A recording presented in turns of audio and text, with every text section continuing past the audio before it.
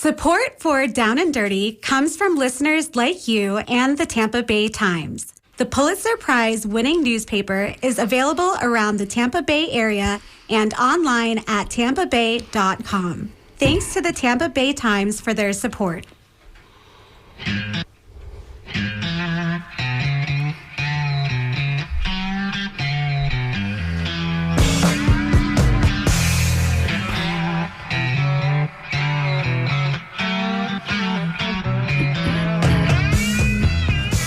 Good morning. This is John Dingfelder, and you're listening to Down and Dirty, WMNF in Tampa. And we've got a great show for you. Skip, you're on the board this morning. And good morning. Looking good, Skip. And Jason is taking a little hiatus, so we'll drag him back here soon. We've got a great panel today, and we're discussing some important topics to the future of our country. Let me introduce our panel, including my bride and former journalist, TV journalist and radio journalist, Lynn Marvin Dingfelder. Good morning. Morning, sweetie. Some people say TV journalist ? But anyhow, yeah. Oh, he also called you former. I think. I know. Yeah. It's kind of insulting. You can just say documentarian or something. And documentarian. Okay, cool. I Thank stand you. corrected. No problem. We've got three great attorneys today. I will not go into their detailed bios. You'd take up the whole show. But I will tell you that we have Greg Thomas. Good morning, Greg. Thank you, John. We've got Chris Griffin. Good morning. Great to see you. And Tom Skerritt. Thank you for having me back, John. And I will say about all three of them that I know them personally, and I would say that if I needed an attorney, and especially a First Amendment attorney or a federal court litigator, these are the guys that I would call. Together, more than 100 years of practice. Are y'all feeling old? Yeah, that makes me feel old. Yeah. It's a brain trust. It's a very impressive group here. And I wish everyone could see all the notes in front of them. It's so wonderful. I need to take a picture of these guys. They came prepared, John. Well, let me give a little precursor to what we are going to talk about, which is First Amendment issues and also the Comey issue. But as I was sitting there last night getting prepared for the show, I said, "What the heck is going on in the White House?" I mean, it's like it's like every day, every week, there's just something insane that none of us have ever seen before. It's a reality show, John. It's a new reality show. The president slapping down colleges and universities, institutions that we all hold dear and near to ourselves, defunding NPR, attacking law firms. And that's a whole nother subject that we could talk about in terms of the capitulation by the law firms, some of which you might have been members of. The colleges and universities, including Harvard and Columbia, et cetera, capitulating to this president's demand is just crazy. Deportations is just insane. Chicago was in the headlines yesterday. He specifically says he's only going after Democratic cities. Search and seizure laws. He actually said that. Absolutely.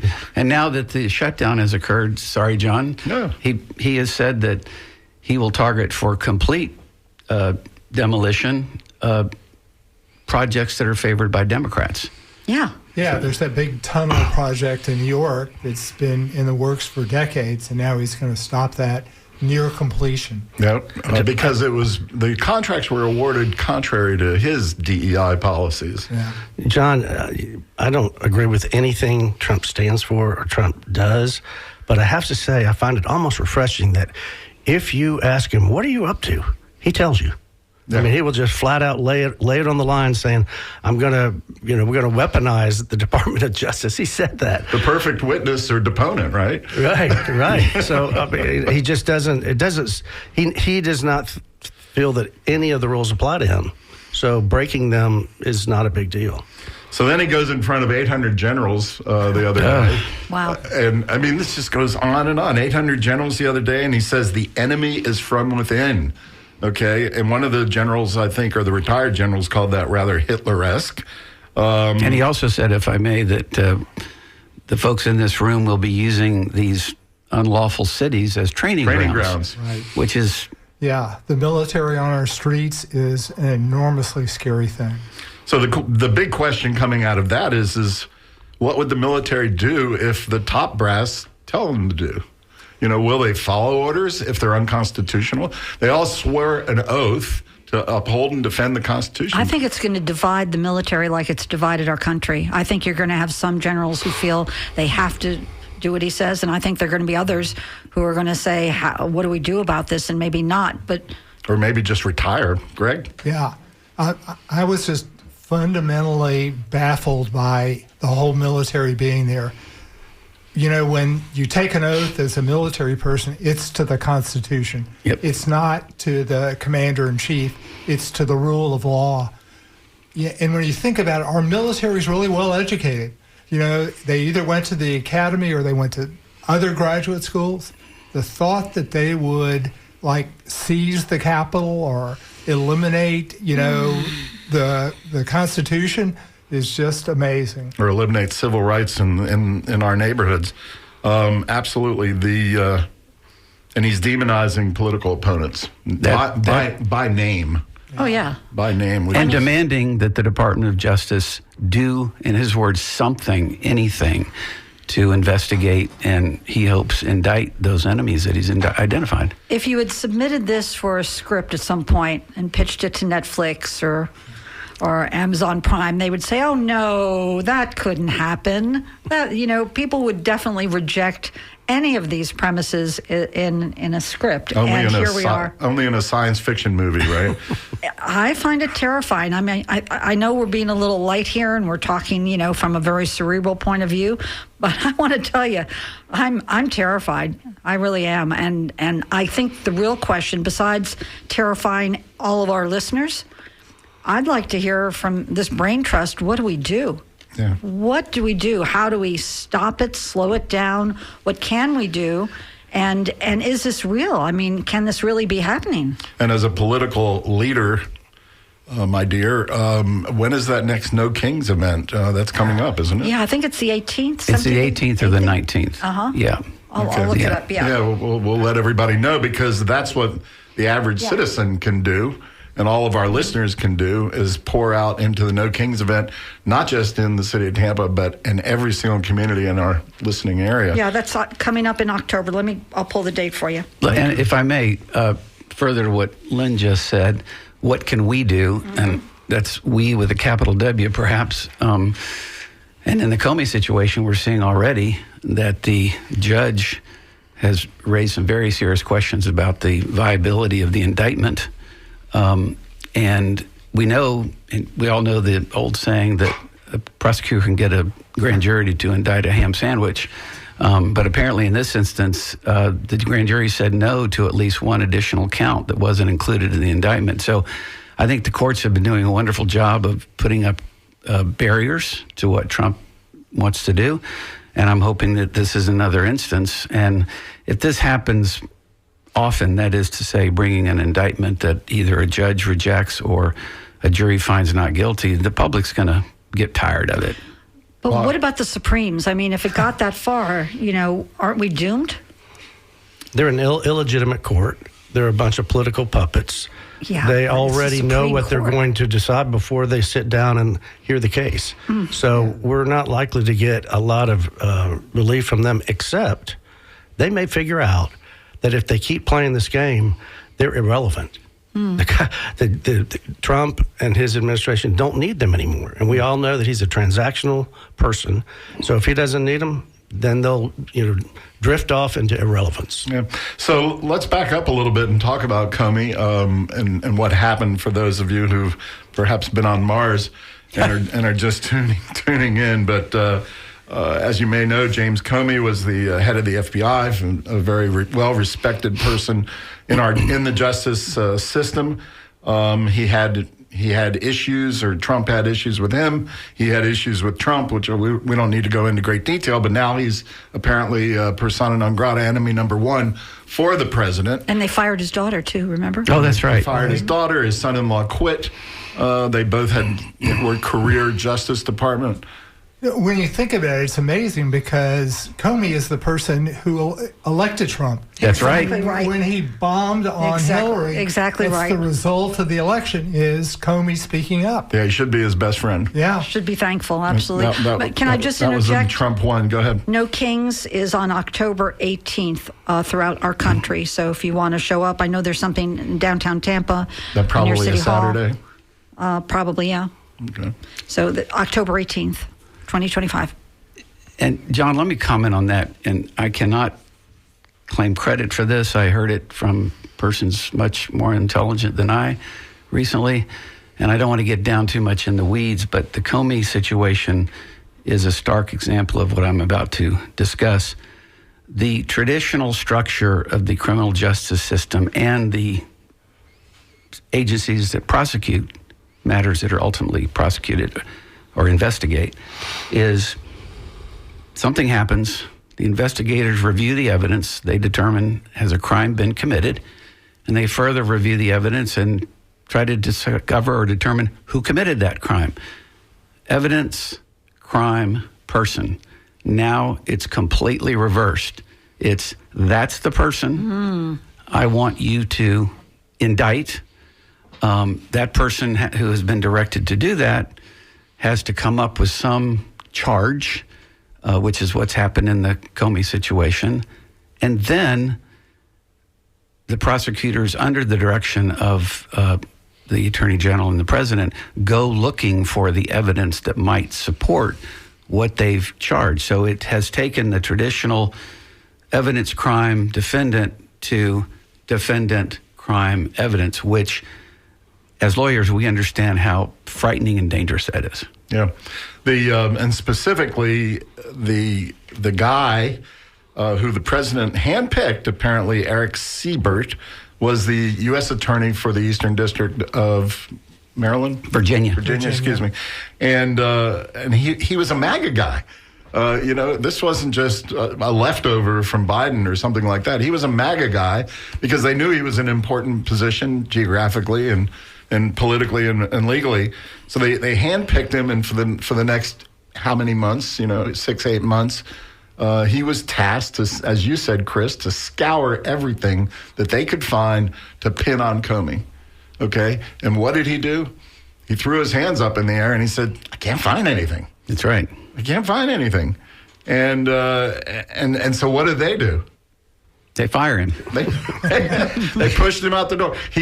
Trump texted Pam Bondi, our good friend Pam, and he texted Pam Bondi. Our acquaintance, John. Our acquaintance. Our former good friend. He texted Pam Bondi, and he says, "Nothing's going on," which basically was a signal to shove Eric Siebert out the door and replace with what, Tom? Lindsay Sullivan is her name. Lindsay Halligan. Halligan, that's right.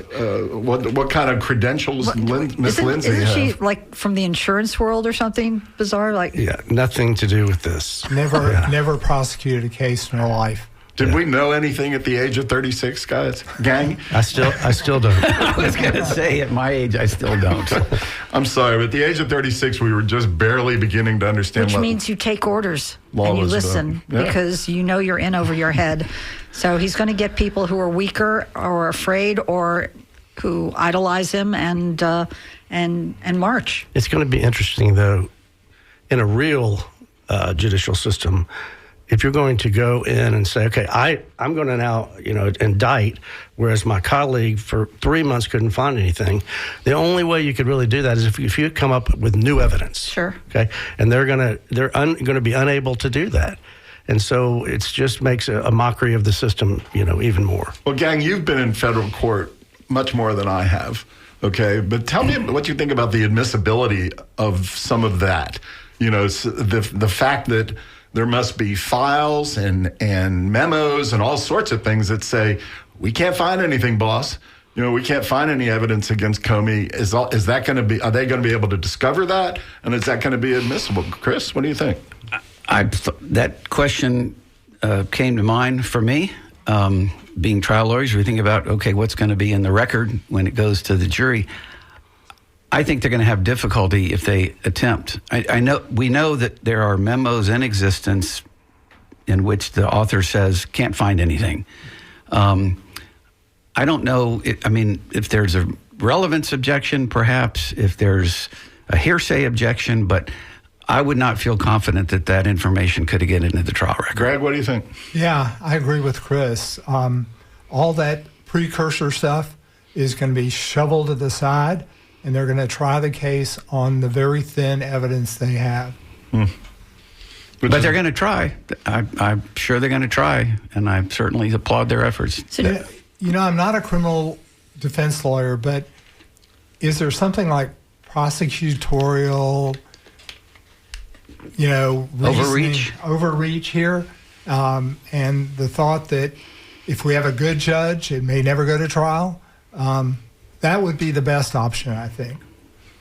Yeah, I think there is a chance that the judge could dismiss it and throw it out before. And like you said, Lynn, if that happens, that I assume that could probably go up on appeal. Tom? Same.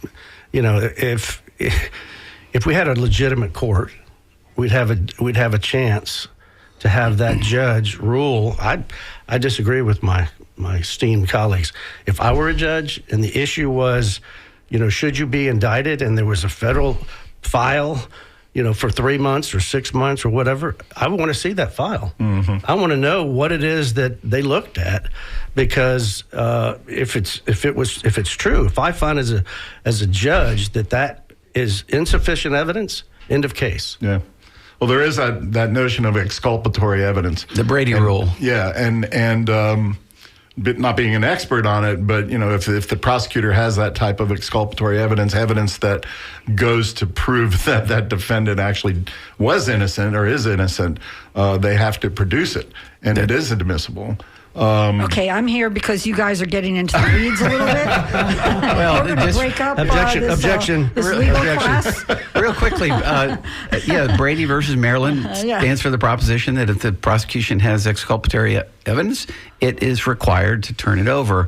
My question, John, would be, is there a threshold that exculpatory evidence has to be on its face admissible? Does it need to be turned over? But these are all great issues. Yeah. So back in the day, before the term fake news, when I was in TV news, the station I worked for was certainly very guarded and concerned about certain stories that went on. And I was doing a silly story on, I don't know, like modeling agencies or people who took parents' money to put their kids, in the media. And Channel 13 was very concerned, and so they brought in an attorney to go over my script, and that's how I met Chris Griffin. A cute young attorney. Oh, come on, man. And he went over the script, and there had to be permissions. I think there might have been one or two minor changes that you tweaked, but it was nothing. He was just trying to make sure that the station, wouldn't get sued. But so that was kind of First Amendment. They bring in a First Amendment attorney, and people cared about truth and accuracy. And getting sued for libel. Right. Yeah. My point is now, First Amendment, where do we stand, guys? And are you worried about how this is looking, and is there any First Amendment left? No one in America is more scared than the media. If you look at the Fox versus Dominion and the Smartmatic case, when somebody pays $780 million, the stories get vetted harder than they've ever been before, just for the fear, one, of the power of Trump and the power of having to try a case with unlimited jury appeal or unlimited damages. And there's a little bit of that. That's good for business. As a little bit of background, you just heard from Greg Thomas. Greg, I think you started at Holland and Knight and now has his own firm for many, many years, Thomas and LeSistra. Can you hear me okay? Yeah. And their specialty is First Amendment. You represented the Tampa Tribune, I believe, for decades. Yeah, and when it went away, we represent the Tampa Bay Times. But the dynamics are amazing. For some reason, Trump has a business in Sarasota. He's been the biggest generator of work for us because Republicans think, after several of these cases, that they can sue anybody for defamation. It's the only purpose of that is harassment. It's not the merits of the case. It's not false statements. Is can we drag these media companies or individuals, through the briar patch And wear them down? Yeah. Well, and here's part. Which, if I may, which has a very profound secondary effect, which is, to Greg's point, when the rest of us see these news outlets and organizations targeted and harassed, that has a chilling effect that is impossible to measure, but also impossible to deny. Greg, let me ask you another trial lawyer question. Doesn't it drag down the Trump people too? I mean, how is it that they have apparently unlimited money, or did you find that to be the case? No, they had unlimited money. I mean, I've tried some crazy cases, the Hulk Hogan case, and in that we found out the plaintiff was funded by a billionaire only for the ability to attack the media that presented the story. So there's lots of money going in to prosecute these cases. Great documentary. So if you look at the list of these lawsuits, and I'm sure I just have a partial list, that Trump has a pending lawsuit against the New York Times and Penguin Press and several of the individual writers from the New York Times. I think he's alleging billions of dollars. The ones that really concern me, gang, excuse me, Lenny, is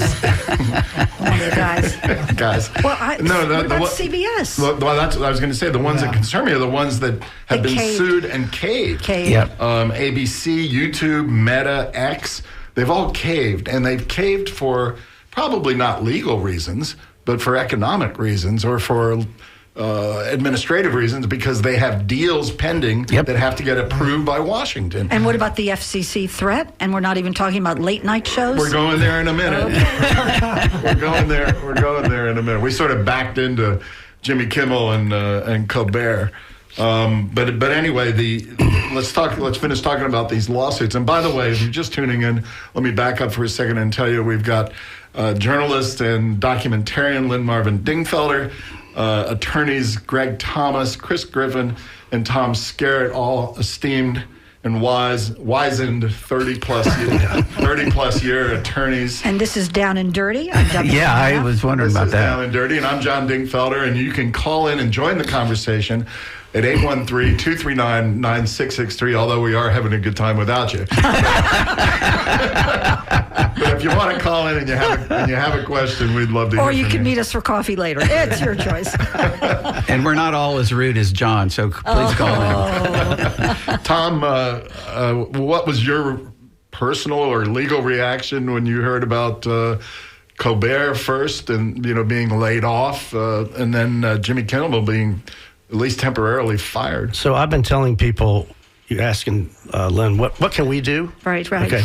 And I call it the tip of the spear. I said, we need political leaders, like the two governors who are standing up and saying, we're going to do this, we're going to do that. And then we need to have all these other people behind them. Right. So that if the tip gets broken off, and it probably will, but, we still have the spear. And that's what I think of when I think of what they did with those shows. They said, we're going to go and, break off the tips of the spear. Well, didn't work out like that for Kimmel. He has ended up being more popular than ever, but it's fearsome. If a client came to me and said, okay, we're NBC or ABC and we have a $160 million deal going, and the FCC has just told us, you don't fire Kimmel, then it's a no deal, right? What do you do? What do you say to them? Well, the problem in that context, as you know, is you've got duty to shareholders. And I can see that class action coming on behalf of the shareholders, that you did not, as you're supposed to, as corporate directors, et cetera, you're supposed to have our interests front of mind. And if you make a decision to spend $3.5 million in legal fees to fight something, and we lost the merger because of that, I'm going to sue you for breach of fiduciary duty. So that outweighs First Amendment and speech? The rights and wrongs of, this is a bigger picture. It's not just money. But unfortunately, in that hypothetical lawsuit, the shareholders aren't going to be asserting a First Amendment right, because in that situation, they don't have any, because their First Amendment rights have not been attacked or But nullified. they represent the body, and doesn't the body or the show speak to speech and being able to say whatever you want, or entertainment, or whatever you want to call it? No. I mean, isn't It's- the premise of what it stands for, doesn't that count? Greg's going to jump in. Yeah, I know what he's going to say, too. But remember, it's government speech. Right.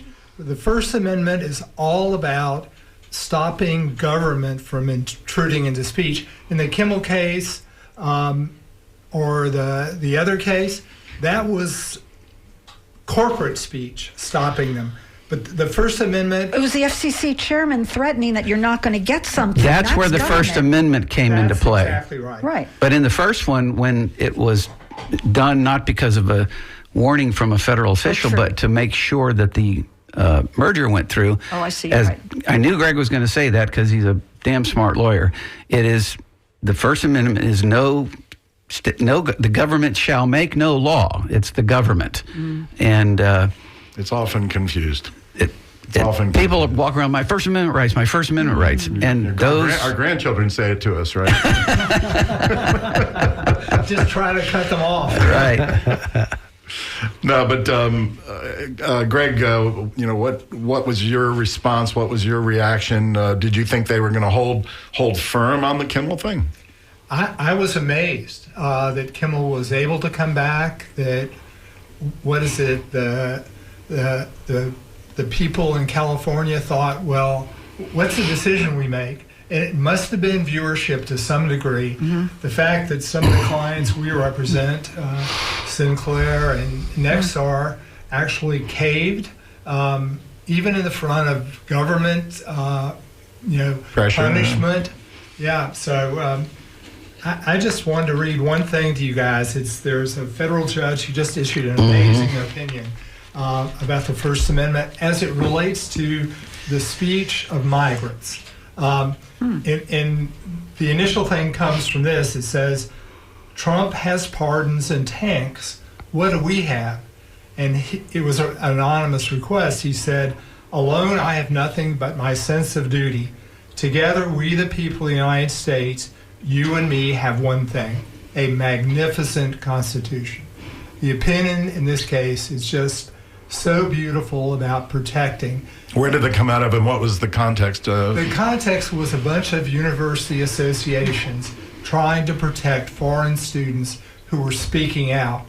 And the initial question was, do these people have First Amendment rights? And the result was, well, of course they do. The First Amendment applies to all people. And the next question is, if they speak out, can you deport them? But that's a whole different question. Do they have the initial right to speak? And absolutely they do. And if I could follow up on that, because we hear a lot of people clamor that, well, when persons who are here from other countries are detained, well, they don't have the rights that we do. Well, Greg is exactly right.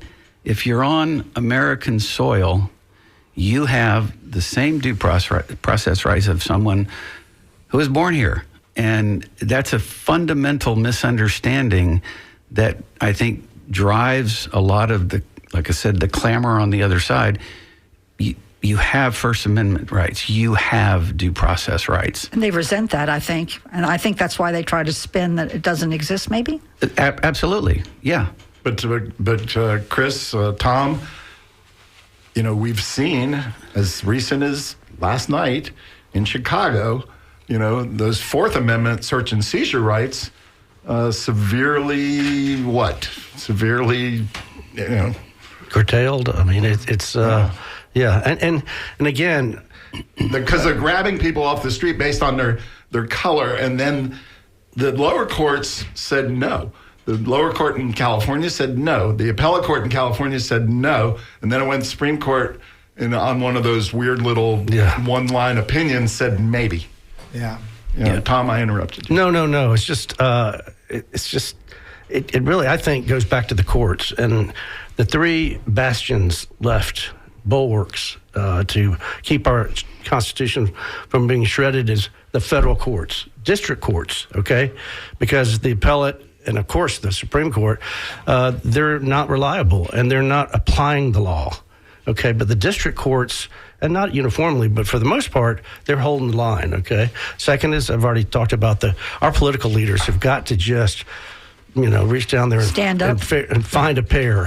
Because if they don't, we're lost. But we're so outnumbered. Are we though? Are we really? Well, I don't see any Republicans standing up. I'm sorry to be divisive or critical, but why? Everyone knows this is shocking. Everyone knows this is really troublesome and a slippery slope. Why aren't more people in power saying something or doing something? Are they all just covering their butts? Yeah. They're cowed. So speaking of district court judges, and for those of you listening who aren't plugged into courts and legal, the federal district court is the first place you go if you believe your federal rights have been violated. Greg, Steve Maraday, our local friend and district court judge, was handed this complaint recently, the one I was talking about earlier. I think it's suing the New York Times, and for some reason it ended up here in Tampa at the Middle District, and Maraday kind of temporarily chucked it out. Yeah, he essentially savaged the plaintiffs.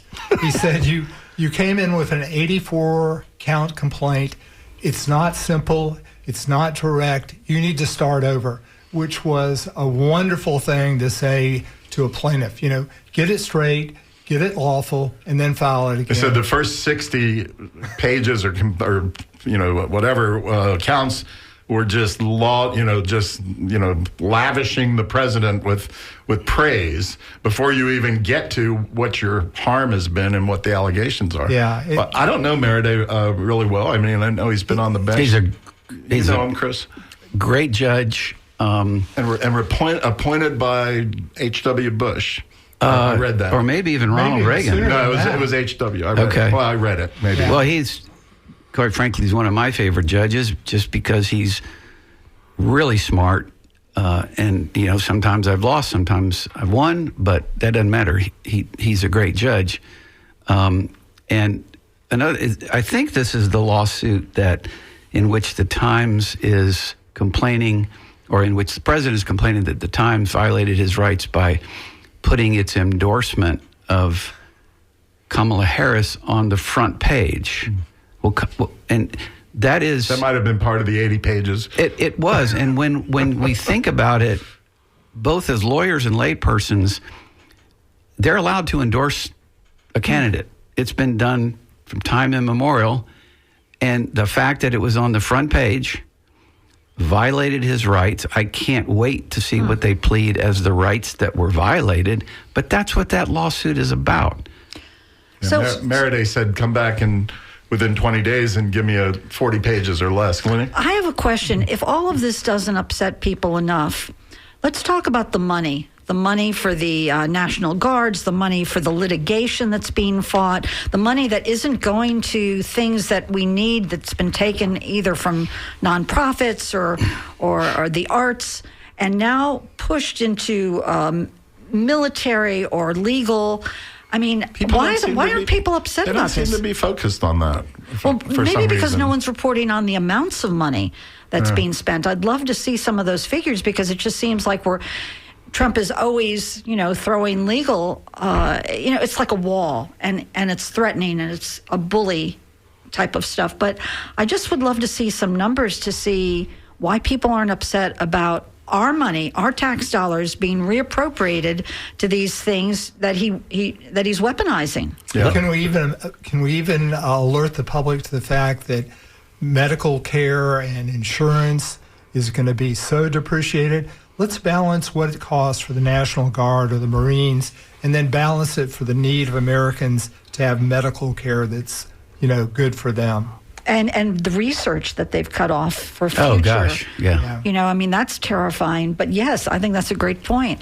Well, I'll tell you a little story. When I went to Holiday Night, I'd clerked for 2 different federal judges.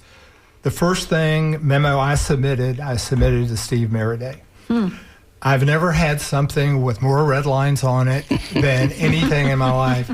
He was such an incredible writer, so intelligent, and as a judge, all those skills have just sort of matured. I mean, this was when he was a lawyer at your law firm. Yeah. He can be conservative, but he's fair and he follows the rule of law. And that's all you can really ask for a federal judge to That's do. what we want. Yep. Yeah. Yep. So if you're just tuning in, this is Down and Dirty. I'm John Dingfelder. We have special guest today, Lynn Marvin Dingfelder, journalist and documentarian. Attorneys Greg Thomas, Chris Griffin, Tom Skerritt, and myself. And Skip is on the board. We appreciate it. You are so fascinated by our conversation today that you are not calling in. So I want to give you the opportunity to call in at 813-239-9663. Either that or we put them to sleep. Yeah, I was going to say I'll throw a verbal hand grenade into here, so say something really bad about somebody, and the lines will light up. It is interesting what lights up the lines and what doesn't. But I know that the folks out there listening do care. They do care about these issues. As a matter of fact, we hope you care so much. We have Pledge Week next week, don't we? That's right. And we need you to care about the station next week. So And speech. and the fact that we are speaking on these issues, and perhaps at a little personal or professional risk, but we don't care. Right. Because this is important. Because someone has to make noise, and that's you guys out there, Yeah. right? That's right. Can I ask Len a question? So you keep talking about how desperate things are, Yeah, and they it's are. scary. And I don't want to be overly optimistic, but what do you think about the fact that the people, the Midwestern farmers now are going, they're in bankruptcy or heading into bankruptcy by the thousands, and they're losing their houses, and they're really looking at being completely destitute because of the stupid tariffs that has prompted China not to buy their food, right? And they're all Trump supporters, supposedly. That's not all, but bottom line is, are those folks going to now just have the sort of the bell go off in their head and say, "You listen, we got to do something. This guy has kind of duped us." Is there anything there that gives you any comfort? No. No. I think people are so turned off by politics now and what it's become. I think when we all started getting into it, whether it was the idealism of Kennedy's and, I lived in New York City for Mayor Lindsay. Watergate inspired. All these things that made us think that we had some control or a way to make this country stay safe and wonderful. I think now all the divisiveness has really turned people off, and I'm seeing people of my generation tuning out. How many people here watch the news every day? I don't. I read the can't. news, but I read it, Yeah. but sometimes it's just overwhelming, and it puts your head in such a bad place because you feel so small or out of control. So I'm seeing people tune out, and that's bad. Will they show up to vote? Will they be upset enough? Will they have the time? Will they have the vehicle or whatever it takes to get there? I don't know. I wish I could be more optimistic, but I'm. Yeah, go ahead. No, you were going to say? I don't want to interrupt. You did. So I'll get in trouble later. or now. I'm sorry. I'm done. Okay. Even James Comey, when he went on the air last week and basically said these charges are ridiculous, blah, blah, blah. And I think the reporter or somebody said, what can people do? And he said, vote. James Comey, an FBI guy, a professional who probably never uttered those words in his professional career for 40 years or whatever, said, vote. Here's a wonderful quote from a person we wouldn't expect to be quotable. It says, "Freedom is a fragile thing, and it's never more important than the generation away from extinction. It is not ours by our inheritance. It is to be fought for, defended constantly for each generation, for it comes only once to a people." And that's Ronald Reagan. Of all the amazing things. Rolling in his grave. You got to fight for it. Yep. Yep. And go ahead, John. Yeah, we do have a caller. Great. Let's see. I'll shut up then. Let's see what Pat in Bushnell has to say about the Trump administration. Hey, Pat. Good morning, Pat. Hey, good morning. Nice show. Thanks. Yeah, the thing with the farmers is way too much, and the whole soybean deal, I read a good article about that. But what I really wanted to ask is, since the administration refuses to do what the judges say, what's the next recourse? I mean, the judiciary has almost no power to enforce their rule. It's a fair point. In fact, when I think it happened on that deportation stuff. very early on when they were sending the people to Africa and down to South America, right? And the judges were requiring them to give information about the flights, and they simply refused. Eisenhower famously said in something that involved something in his administration, which went to the Supreme Court, and the Supreme Court said, you can't do that. And he said, let's see him enforce it. Because, Eisenhower. Wow. Early in my legal career, I clerked for a federal judge who'd been involved in desegregation. Krensman? Yep. And there was a question about the Republican governor of the state, Claude Kirk. He refused to allow the desegregation of the schools in Manatee County. And my judge thought about the way to enforce it because he doesn't have the military, doesn't have the National Guard, doesn't have Marines. He said, well, Governor Kirk, we're going to get you to pay $150,000 a week for every week you do not enforce this law. Mm-hmm. So once again, it was the power of the pocketbook, not the power of the military, that forced Kirk to concede the issue. Greg, did he threaten him personally with that, or out of your pocket, Governor, or out of the state's pocket, or was it unclear? Out of the governor's pocket. Out of the governor's pocket personally. Sweet. I don't know whether the judge looked up or had somebody find out how much money he had, but the number was high enough to have him abide by the rule of law pretty quickly. Yeah. But Greg, back then, the $150,000, it's a lot of money today to a lot of people, but back then it was millions of dollars. Thank you, Pat, for your good question. What happens when Governor Kirk says, nope, not going to pay it? See, those ultimate points that we haven't reached yet, but I am certain we will, in which the executive, who is subject to a judicial order, find me, not paying. Yeah. Do this, not doing it. Come arrest me.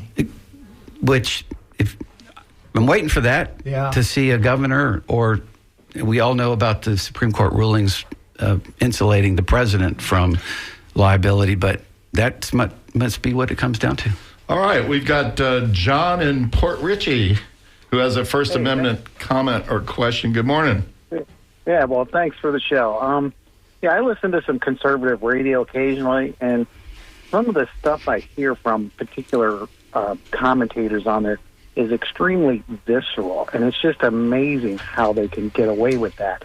And I was just reading an article today about, I guess, the Attorney General in the Eastern District of Virginia was terminated because some media influencer that's a Trump person made a comment about Comey that's a lie, and he gets fired.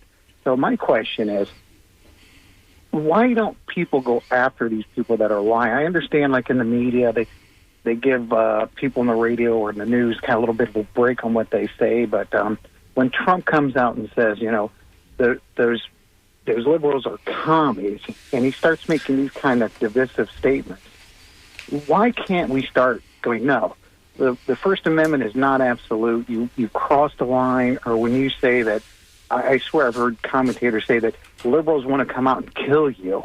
And it's like, how can you get away with that as a person on the radio influencing, a lot of people? Okay. So my thought is maybe the Democrats and the Democrats should look at what the Republicans tried to do a while ago. They tried to do a media thing. Remember that, where they tried to pass a law to get truth in media? So the Democrats need to come up with their own truth in media and then go after, get some support from the conservatives. And what they could do is, I don't know if this would be legal, that if you get sued for libel and you capitulate or you're found guilty, you lose your tax deduction ability. So you can no longer write off any tax or any expenses off your taxes. You have to pay your full income tax on your full revenue. So Fox would get nothing because they've lost that libel suit against Dominion. All right, John, thank you for calling. Thanks for listening, and a great question. Greg Thomas, First Amendment attorney for decades. What's your thought on suing Fox News, suing right-wing commentators? Well, I mean, do they have to tell the truth? The First Amendment goes both ways. Absolutely, truth is the hallmark of whether you can be sued for something.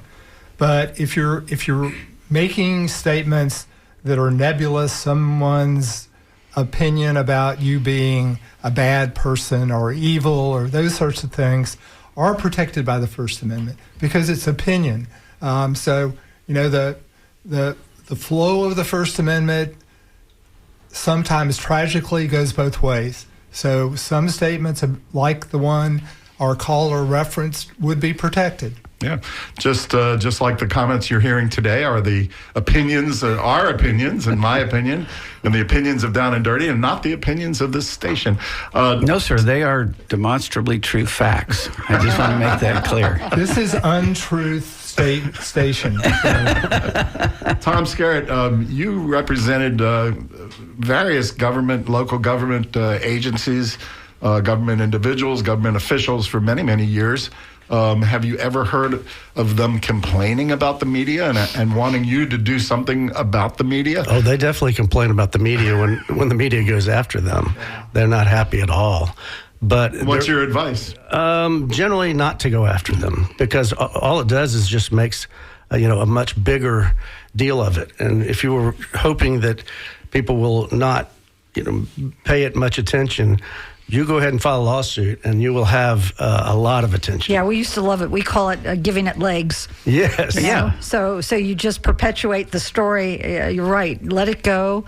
Let people forget about it instead of fueling the flames and then getting another 2-3 stories out of it. All right, so I have to admit something. I always listen to my wife, especially when she gives me political advice. Yeah, except right. this one time, just once. The reporter calls me up and he says, "We're about to do a story about you about X, Y, and Z."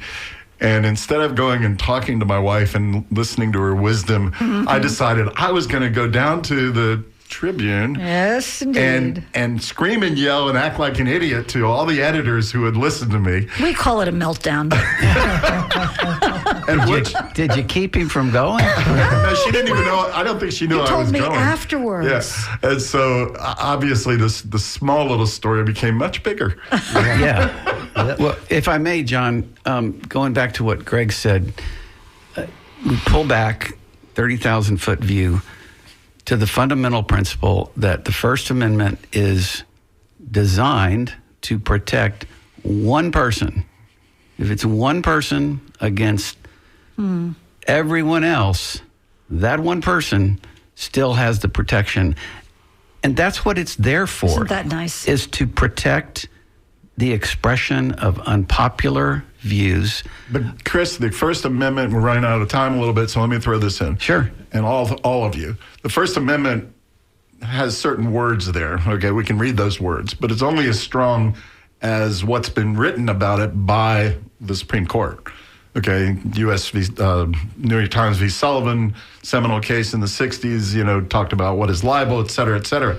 So, is it going to be the same First Amendment that we've lived with for Yeah, and decades? are these rulings going to set new precedent so it's not as strong as it was? Is that possible? Or just that it's not what it was, period. Greg? All of us on the media constitutional side pray that New York Times versus Sullivan doesn't go away. Yeah. Which said what in a nutshell? We do have time for that. The statement has to be willful or negligent or sort of beyond negligence to state a claim. The interesting development about that is it involved private persons and public officials. The private person part may go away. Maybe Justice Thomas and the Republicans on the court may go away, but it should never go away to public officials. We should always be able to protect ourselves from claims by public officials. So in other words, we can be critical of public officials much more than we could perhaps against private individuals. Absolutely. And why? Under New York, well, the reasoning of New York Times versus Sullivan was to give oxygen, if you will, to our democracy. And the court required that if you criticize or you make a statement against a public official that the official thinks is defamatory, you have to demonstrate actual malice, which is what Greg was talking about, which is a reckless disregard for the truth of what was said. And it's been a bulwark against reduction of First Amendment rights, because you should be able to say just about anything about a public official so long as you don't recklessly disregard the truth. And I'm with Greg. That's been my biggest worry. I could see this court very easily reversing New York Times versus Sullivan because it was an interpretation of the First Amendment. And this court could simply say, as it did in Dobbs, we disagree with that interpretation. That's pretty scary. Yep. That's very scary. Let's take one more caller before we wrap up. We've got about 5 minutes. And Tommy or Tammy? Tommy in St. Pete. Tommy in St. Pete. Hey, how's it going? It's going well. I'll try to be quick. I understand the fairness doctrine is still on the books, but no one's enforcing it on either side. Is that correct? No, it's no longer a thing. What does he mean by the fairness doctrine? Thank you, Tommy. That was a wonderful rule. I love that. And I think that dates back like to Rush Limbaugh days, doesn't it? Oh, no. Much further than that. No, I mean... Inside baseball, what are we talking about? Okay. The rule used to be, and I don't know, Greg, or Tom, if it was enforced by the FCC, but it mandated that if a public broadcasting, not public in the sense we know, but if somebody on the airwaves said something negative about Tom, and he and I are in a political race, then they have to say something negative about me. It was balance. That's no longer right. A rule. What happened to it? Do you know, Greg? I don't know, but the fact now is that a politician can say this, but they don't have to give time to the other person. Right. We used to have both sides on. We see that on all of our major networks, et cetera. Sure. Maybe people would say that about this show. I hope not. But No, because we're trying to get all sides on.